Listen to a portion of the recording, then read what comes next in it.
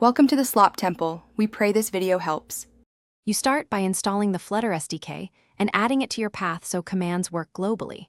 Once done, install Visual Studio Code and the Flutter and Dart extensions so you have auto-completion and device tools.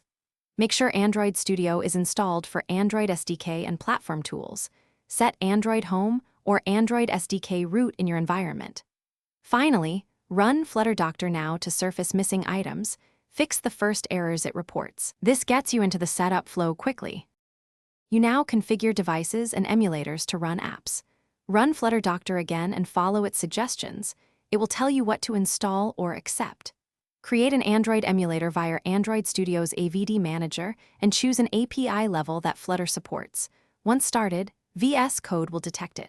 If you are on Mac OS, make sure Xcode command line tools and signing are enabled so iOS simulators work. After that, you can open the example app and try Flutter Run to confirm.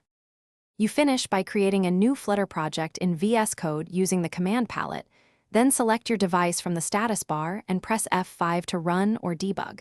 Make sure launch. JSON is configured if you need custom args, and use the debug console for runtime logs.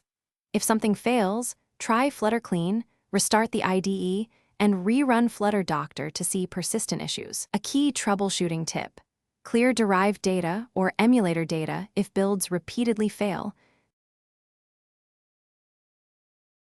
Thanks for watching. Consider subscribing if we helped you.